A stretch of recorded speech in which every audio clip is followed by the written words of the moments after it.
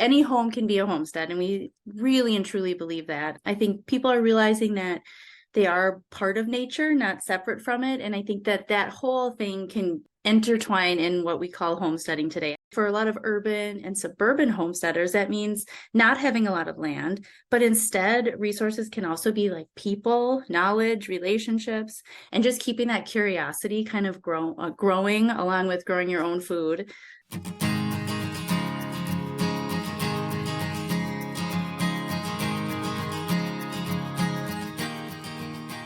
You're listening to the Food Garden Life Show, the show that brings together gardening, food, and the human story. I'm your host, Emma Biggs. And I'm Stephen Biggs. We talk to creative food gardeners and farm and garden experts who break the rules and make new ones too.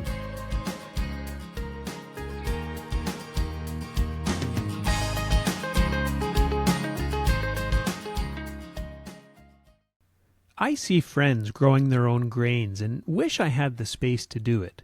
I don't.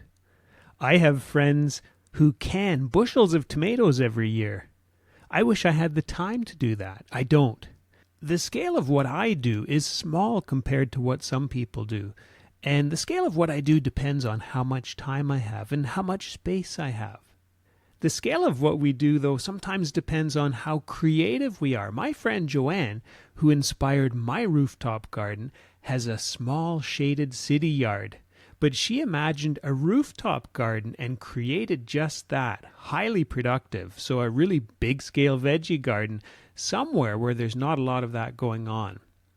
Thinking about small scale, today we're heading to Minnesota to chat with Michelle Bruhn and Stephanie Thurow, and they each pack lots of food growing and food-related activities into their yards and into their lives. And they're both city dwellers. As we chatted for this interview, they were both gearing up to make maple syrup. They each have a maple tree, a single maple tree.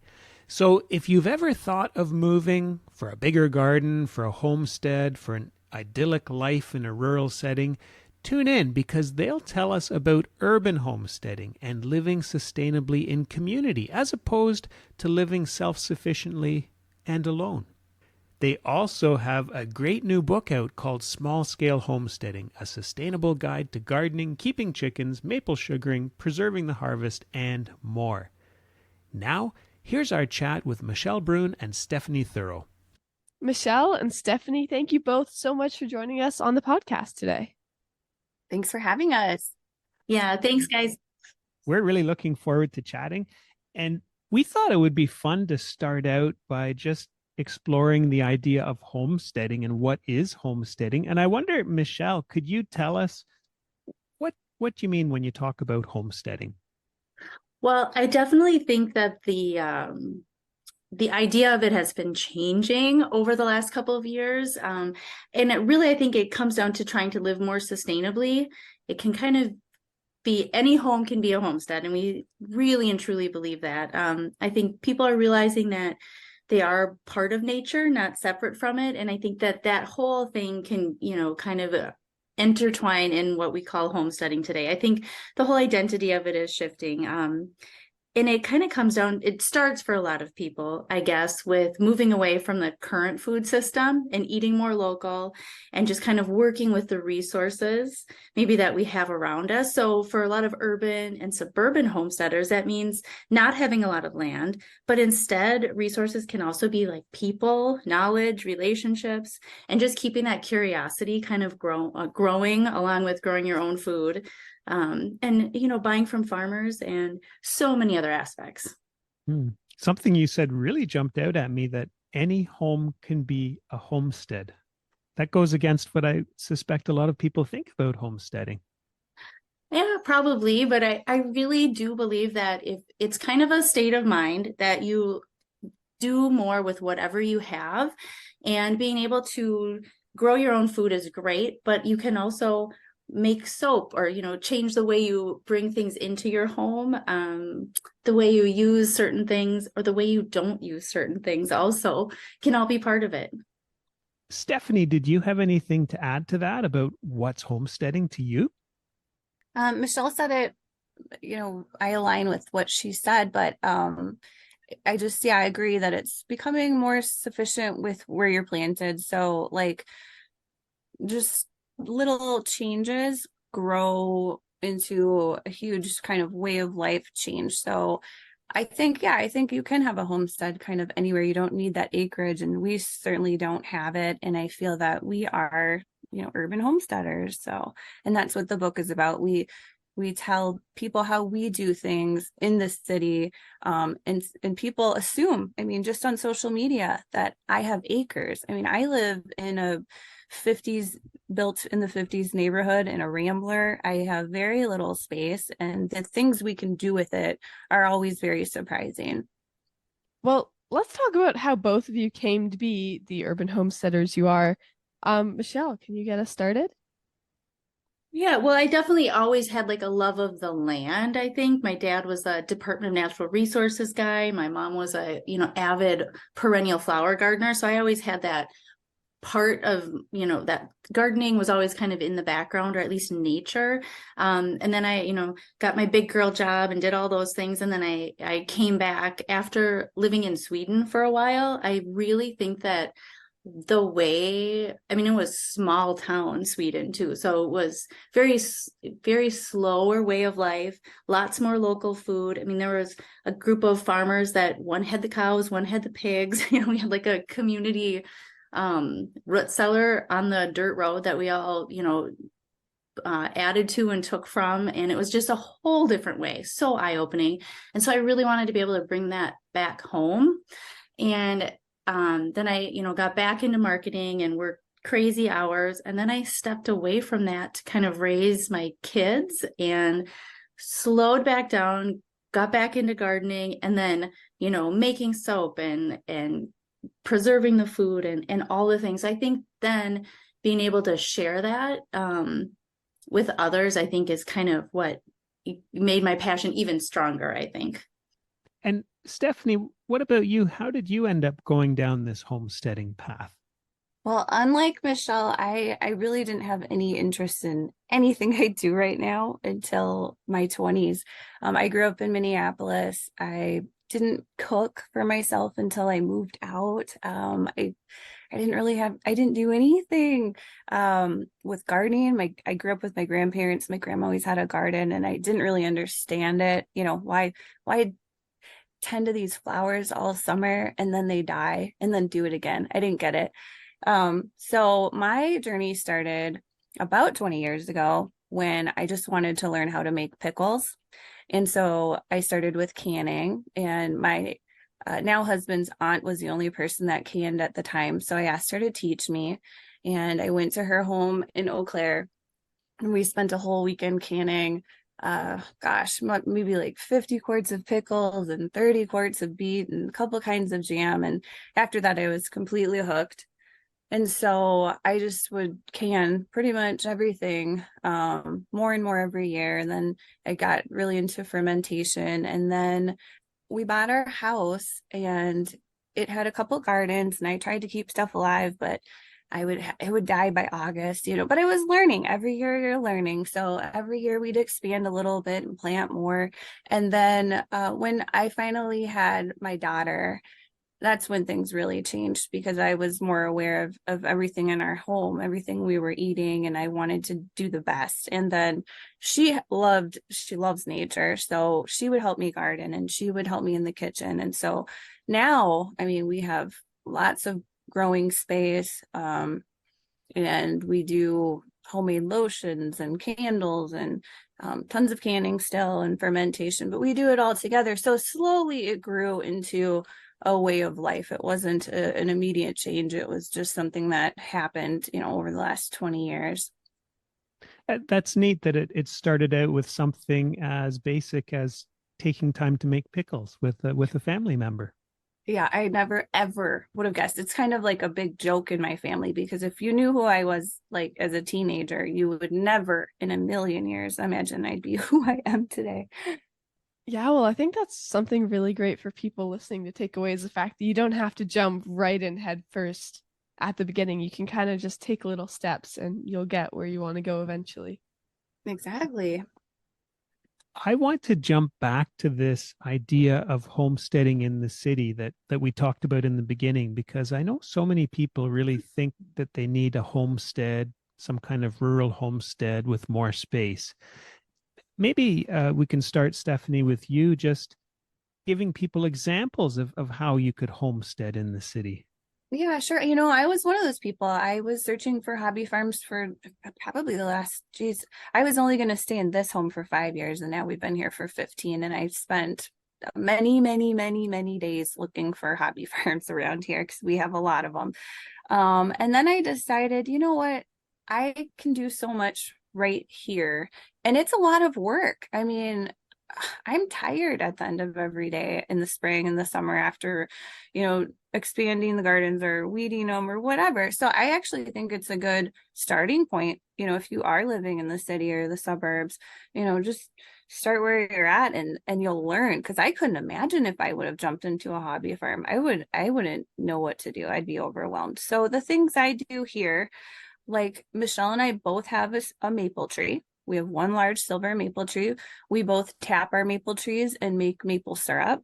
And that one maple tree provides us with, almost enough syrup for the whole year. It's more than enough syrup for my family, and I see silver maple trees all over my neighborhood not being tapped. But if you don't have a silver maple tree, maybe your neighbor does, you could ask them to tap theirs. And that's one way that you can do it within the city.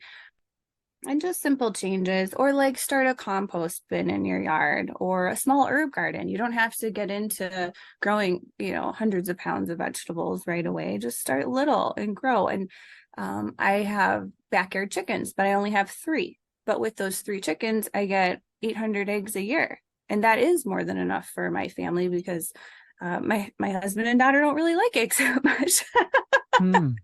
So I can share with the neighbors and my family, but it's still a great learning experience. And what we expanded our gardens to the front yard last year. And it was really, really nice because so many people that I have seen walk by for years and never said anything but more than like hello, started talking to me.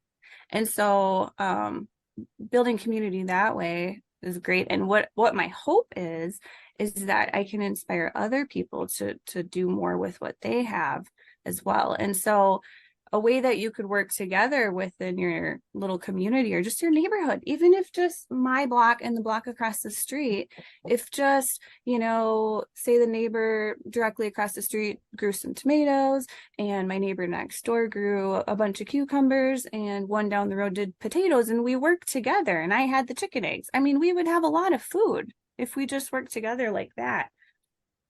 Hey, well, something that you said that really jumped out at me is about your silver maple, because we have a huge silver maple tree in our backyard. So I've kind of been giving Dad the side eye saying, hey, I think we should give that a shot.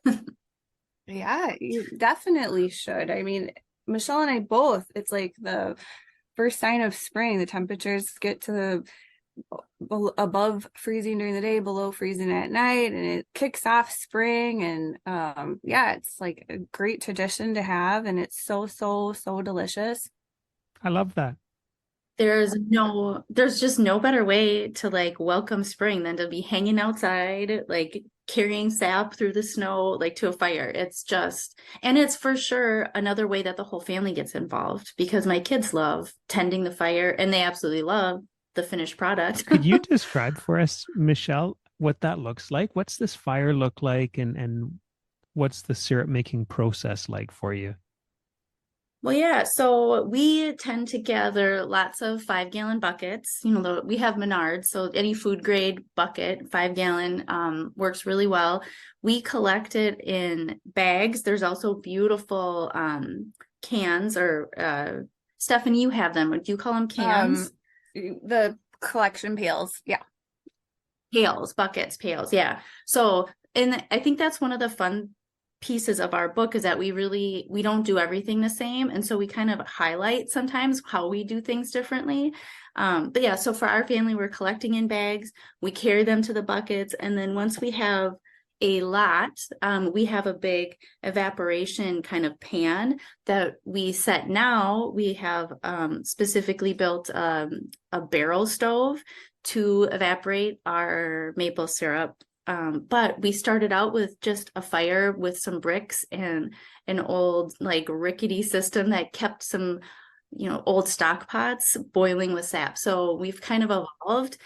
So we figured out ways to do it really cheap until we figured out that we really wanted to do this and make this part of our annual routine. And I think that's the best thing to do, is to just start making stuff. But the boiling process is just so relaxing. It's just a great way to start enjoying spring. Get back out into your yard. What a nice tradition to have with family too. Yeah. And now the neighbors come over too. Well, talking about neighbors, one of the things that one of you said in the book was that you have this idea of living sustainably in community as opposed to living self-sufficiently and alone. And that really caught my attention. Michelle, maybe you can speak to that. Sure. Well, in some ways it's just right. The ultimate dream is to be able to kind of get back to having some people do this, some people do that. What I really see this meaning is that we get to all follow what we love, like our passion. So if you are listening to this and you're a gardener, but you don't want to do maple tapping, or you don't want to have chickens, but maybe your neighbor does that, or they want to keep bees or something that can add to the kind of value in either food supply or something to the homestead lifestyle, then you don't have to do it all. And I think that that is just the beauty in being able to share resources when we live in a closer, like knit community, but also just closer physically than maybe what we think of as like the homestead with 40 acres. When you've got your city lot, you're physically able to share more space with other people. And so you can walk to your neighbors and collect maple syrup or maple sap to boil down. You can have neighbors that have a beehive and share all that. And so I think in some ways it takes the pressure off of people to have to do it all themselves. And self-sufficiency, that sufficient level is just like a survival mode. And I think that that's kind of antiquated. I think today we can live just in abundance, especially when we work together. I love that idea of sharing in community. That's something that's come up more than once in our chat today. It is so different from going and living out in a remote space all alone. Right. And doing it all. I was just going to say, hopefully we can inspire more people to do that through this book. It's really why I think we wrote the book. We right, want to Steph? get through that. You don't have to do it all, because especially with the social media, I've had a lot of friends that just got off of it because they see people posting things that is so unrealistic for them that it makes them feel bad. And that is not at all what the book is. Our book is trying to get through that, small changes. That's all it takes. Do what you like. Look, if you don't like to grow bell peppers, don't grow bell peppers because you think you should be growing these certain things or doing it all. Just do what you like, do what feels good, and do what fits your lifestyle.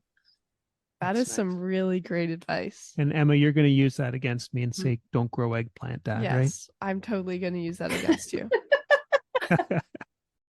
Along with growing their own food, Michelle and Stephanie love to support local farmers. We'll hear about that, how they connect with their farmers, and also hear their tips for aspiring homesteaders in just a moment.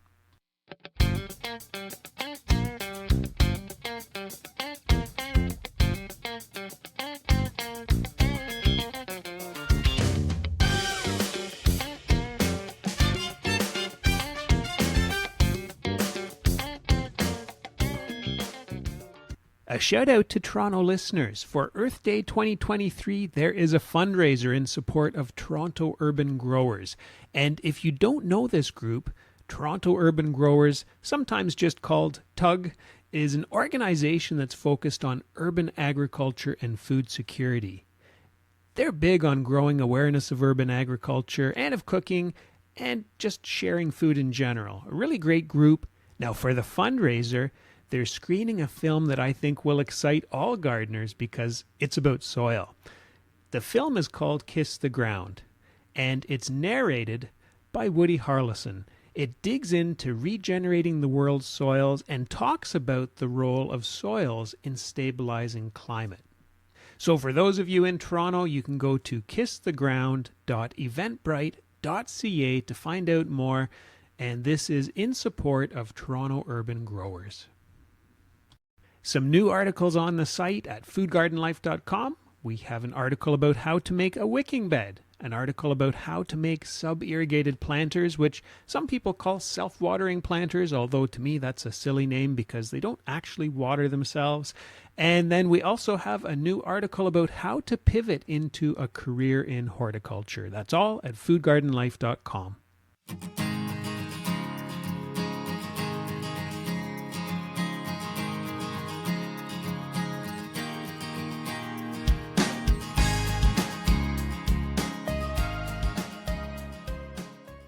You're listening to the Food Garden Life Show, the show that brings together gardening, food, and the human story, with your hosts Emma Biggs and me, Stephen Biggs. Now, back to our chat with Michelle Bruhn and Stephanie Thurow, authors of the brand new book, Small Scale Homesteading. You talk about some farmers in the book. How did you come to meet them, and why are they highlighted in the book? Oh, well, I love my farmers. I think they work harder than anybody else. I think farmers take so many risks that we just don't even kind of think of, and we eat because there are farmers in the world. And as urban, suburban, homesteaders, we're never going to be able to grow it all, and that's not our goal, like we've been talking about. So of course we need our farmers, and I've really met a lot of them just from going to farmers markets because I want to try and eat local. I think that's a big part of Forks in the Dirt, the online kind of business that I run, is being able to eat locally more year round, even in the north. So even in Minnesota, it's a sustainable, attainable kind of a goal to be able to do that. And we need our farmers for that. So I really met them at farmers markets. And then I ended up starting my own local community farmers market in the winter so that we're able to connect farmers and my neighbors more throughout the winter, longer into the season. I'm very curious about the response of friends and family as you've both gotten more and more into homesteading. And maybe Stephanie, can you tell us first about what they've said? Do they think you're crazy? Do they love it, or a bit of both? Well, it's been, like I said, slow changes over the years, but they kept saying, you should write a book. You should write a book. And so I wrote books about canning and fermenting. I have cookbooks on that, but never this topic. And they're all supportive. And they don't think we're crazy at all. They are happy to have our maple syrup and our canned goods and everything else, our tomato overflow, and all that. No, they're very supportive. And so they should be. Michelle, what about you? Friends and family, what have the reactions been like? Well, they love it because, like Stephanie said, they all want the extra goodies for sure. Nobody's gonna turn down jellies, jams, sweet relish, my zucchini sweet relish. It's just, there's just so many fun things that you get to experiment with and share. And then, it's really fun when you get to see your friends say, send you a picture. Look I made my first loaf of sourdough, or this kombucha, or look at this baby seedling. If I finally grew my first seed, plant from seed. So that is full circle, right? That's all we can ask for. And I will also say, starting, having been growing food for a long time, having my kids grow up from that toddler stage, kind of like Stephanie mentioned, it is so fun to watch your kids just get into that, and then have their friends come over and say, Miss Michelle, can we pick carrots today or whatever? And it's okay, my job here is done. Yeah, you're right about that. Or that's here, great. Dump these potato bags out and harvest these potatoes, putting your kids' friends to work. Oh, for sure. Yeah, my whole neighborhood came over, the kids, and I had 6 kids shelling beans for me one night. Wow. Hey, well, let's jump into talking about the book. Can you tell us, maybe starting with you, Stephanie, how did you meet each other, and then how did that become the book? Oh, but Yeah. wait, let's just remind listeners, Small Scale Homesteading, a sustainable guide to gardening, keeping chickens, maple sugaring, preserving the harvest, and more. And it's really beautiful. Congratulations. Oh, thank you. So like I said, I have written a few cookbooks, and I had pitched to my publisher this idea of writing a book about all that I do where I live. And she loved it, and the director loved it, and I got the big okay, but I never did anything with it because it just seemed like I don't know everything. I know what I know, but do I know enough to write a book about it? And where I lacked most was my gardening, because I'm sort of like, I'll pluck this or put this there, and it works out or it doesn't, and I learn from it, but I don't really follow any methods or anything. So I have great success, but I can't really tell you why. And so so Michelle and I met on social media years ago. We were on Instagram, I guess, and she runs a winter market, and she asked if I would teach a fermentation class. And so that was the first time we spoke on the phone. And then when I went to do the class, that was the first time we met in person, and we just remained friends. And then she was going to write a post about one of the recipes I had in one of my books. And so she gave me a call, and I just offhandedly said, hey, I have this book idea, and she's like my garden guru. So plus we do everything else, like she said, everything we do, but we do differently throughout the book. So yeah, I just kind of offhandedly mentioned it, and then by the next week we pitched it to my editor, and yeah, the rest is history pretty much. Nice. I think that's great that you do things differently, because that's such a great lesson for people too, to see that there's more than one way to go about so many of these things. Right. Yes. And I mean, just like we keep telling people, working together is key. This book was born from that entire idea, right? Like without us coming together, I don't think it would have happened. Yeah. Absolutely. The idea of collaborating and just using your strengths, and then knowing that if you give one of your neighbors or a different friend the chance to show you and teach you something or shine in their own way, I think that that's like a gift in itself. Like, because we all have our own gifts, and to be able to share those, whatever piece of the homesteading puzzle that is, that everybody has something to give to it. So I think it's just a really fun way to have gotten to co-write a book with Stephanie that way. And yeah, it all happened, because of rhubarb shrub, one of the recipes. Oh, wow. I love it. Let's take a quick tangent. I am curious about rhubarb shrub. That's Stephanie's gig. I served it to some of my book club girls one night in a fun little cocktail, and they all said, Michelle, you have to write a blog about this. And so I said, I have to find Stephanie's recipe, because that's why I first made it. So that's where Stephanie then got looped in. Stephanie, you have to tell them all about your rhubarb shrub, though. Well, so shrub is just a drinking vinegar. And so the most basic way to make it. So do you know what shrub is? First of all? No, I Oh, thought okay. I'd heard it was a drink, but I couldn't tell you what it is. Yeah, so it's vinegar based, and the easiest way to do it is, so you take any fruit, and you could do fruit or herbs, but let's just say strawberries, because this is a really delicious shrub. So you basically are macerating sugar and strawberries. So I will take sugar, strawberries, and I'll stir it up and let it sit on my counter for like 2 days until the juices are out of the strawberries and it's a syrup. And then I strain the solids out and add vinegar to it. And I prefer apple cider vinegar. And so now I have a sweetened strawberry vinegar, but you don't drink it like that. You'll mix it with water or like carbonated water usually.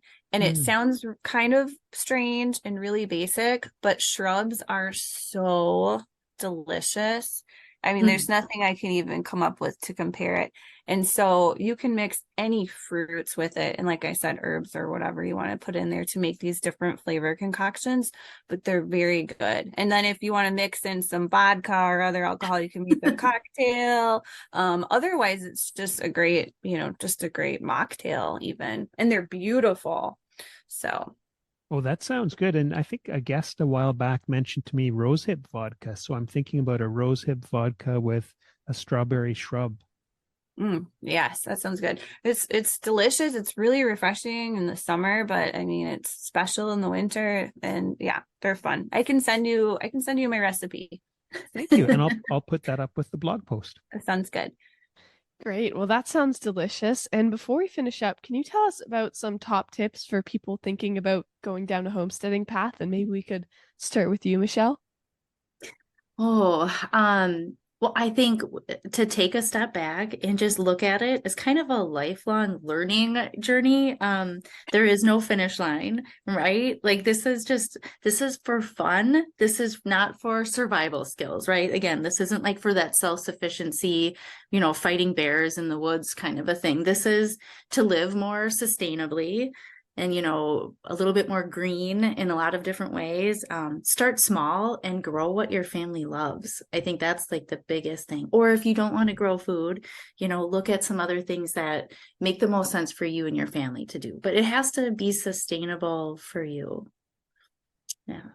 Okay. And how about you, Stephanie? Any top tips for people thinking about going down that urban homesteading path? Well, kind of the same again, start small is key, like Michelle said. It's little changes and really what does fit with your lifestyle, not what you feel like you should be doing. And if it doesn't feel good and you don't like it, don't do it. Because if it's stressful or feels like the pressure, I mean, that's not the point. It should be bringing you joy. I mean, when I get out there in the garden, for example, and it's so corny because people always say garden therapy, but it really is like a therapy. I feel better and letting the chickens out and having them through the garden. And the chickens, I had no idea were so silly. Their personalities are all so different. And I don't know, it's been great having them around, and it should be enjoyable. So remember that. Remember, you don't have to do it all, and you're not impressing anyone. And it's basically it's pretty simple, but that's true. Start small and do what feels right. Nice. Well, that is some great advice. Now, let's talk about how people can connect with you. Of course, they should be checking out your book, but tell us what else you have going on. Michelle, can you get us started? Yeah, I run forksinthe.com, and that is kind of a local food info hub, I guess. So there's kind of three main ways that I talk about local food. It's growing your own, knowing your farmer, and cooking real food. And so I just write different posts on that, have different events kind of throughout the season, do a lot with our local seed library and children's gardens and stuff. So that's a great way. My actual website, you can sign up there for my monthly emails. So we just kind of talk all about garden and all the good stuff. And then I throw in some recipes as well into that monthly email. And then I'm very active on Instagram. And if there's somebody listening up there that's interested in my Facebook account, that's more localized to like the farmers markets and the other things that I run. Okay, that's good. And how about you, Stephanie? Well, I have a website. It's minnesotafromscratch.com, and it's a little bit under construction, but it's running. It's mostly recipes. And I have an Instagram, which is also Minnesota from Scratch, and that's where I am most active. And Michelle and I teach classes around the Twin Cities if anybody's local, and we do presentations. We have a lot of promotional stuff going on, especially this spring. And that will all be posted on Michelle's website and our Instagrams. And then my cookbooks, if anybody wants to look into them, I have Can It and Ferment It, WEC Small Batch Preserving, and WEC Home Preserving. Thank you both for hanging out with us on the podcast today. This has been really fun. Thanks for having us. Thanks, both of you guys, so much. It was really fun. That was our chat with Michelle Bruhn and Stephanie Thurow, authors of the brand new book, Small Scale Homesteading. And you can find Stephanie online at minnesotafromscratch.com. You can find Michelle online at forksinthedirt.com. What did you think? For me, the thing that really jumped out was this idea of living sustainably in a community, rather than trying to be completely self-sufficient, but maybe out somewhere alone in a rural space. It really got me thinking because I've so often entertained that thought of a rural homestead. I was also interested in the backyard syrup making because we have silver maple trees here. If this episode piqued your interest in homesteading, tune in to Season 9, Episode 6. If this episode piqued your interest in homesteading, tune in to If this episode piqued your interest in homesteading, tune in to Season 6, Episode 9, where Steve Maxwell talks about his homesteading journey and how, rather than food products supporting the homestead, he's relied on his skills as a creator. As we wrap up today's episode, I'm thinking about Stephanie's rhubarb shrub recipe. I'll share that in the blog post for this episode at foodgardenlife.com, but it got me thinking about this cordial that my dad used to make. At least I think you'd call it a cordial.